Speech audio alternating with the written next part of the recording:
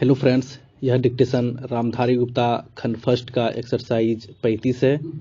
Speed 80 word पर minute रहेगी। तो चलिए स्टार्ट करते हैं। स्टार्ट। महोदय, मुझे इस संबंध में एक बात और कहनी है। वह यह है कि मुझे मुख्य आयुक्त के भाषण के अनुसार यह आशा थी कि सरकार मजदूरों की उन्नति के लिए, उत्थान के लिए, उद्योगों के विकास के लिए और गांवों की स्थिति सुधारने के लिए तकनीकी प्रशिक्षण देने का काम करेगी। लेकिन ऐसा ज्ञात होता है कि आर्थिक शक्ति सीमित होने के कारण इस ओर कार्यवाही करने की संभावना नहीं रही।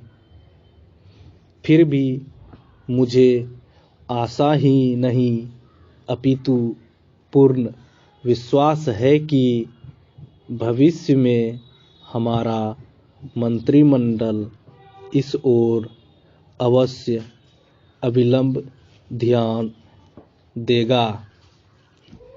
इसी प्रकार से ग्रामीणों की अवस्था सुधारने के लिए सरकार घरेलू उद्योग धंधों को भी बढ़ाएगी, जो अभी तक नहीं के बराबर है। भारत की दृष्टि से कुटीर उद्योग बड़े उद्योगों की अपेक्षा अधिक लाभदायक है। पहली बात तो यह है कि भारत एक गरीब देश है और उसके पास इतना पैसा नहीं है कि वह बड़े उद्योगों के लिए पर्याप्त संख्या में बड़ी बड़ी मशीनें मंगवा सके। बड़े उद्योगों के लिए बहुत बड़ी बड़ी महंगी मशीनों की आवश्यकता होती है, जबकि कुटीर उद्योग छोटी छोटी और सस्ती मशीनों से चल जाते हैं।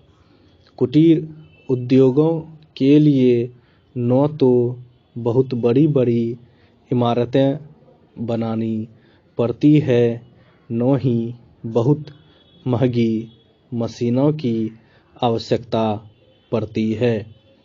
अतः ये उद्योग छोटे छोटे गांवों में भी प्रारंभ किए जा सकते हैं। कई उद्योग तो इतनी थोड़ी पूंजी से भी शुरू किए जा सकते हैं कि उतनी पूंजी प्रायः हर किसी व्यक्ति के पास होती ही है। कुटीर उद्योगों में दूसरी बड़ी सुविधा यह है कि इनमें बहुत अधिक मजदूरों की आवश्यकता नहीं होती। एक परिवार के सदस्य ही उस उद्योग को चलाने के लिए पर्याप्त होते हैं। घर के सब सदस्य उस काम में हिस्सा बांट सकते हैं। बड़े उद्योगों में मजदूर को कोई विशेष कार्य सीखना होता है और उस काम में कुशलता प्राप्त करने में उसे काफ़ी समय लग जाता है।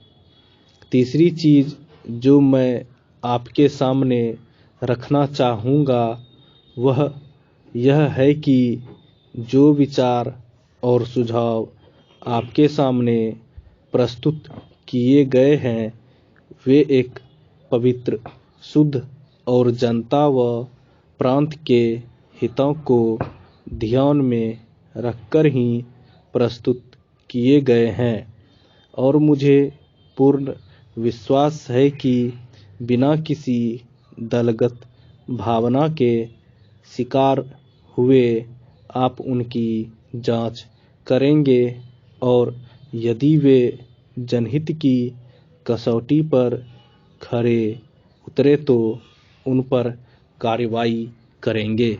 स्टॉप।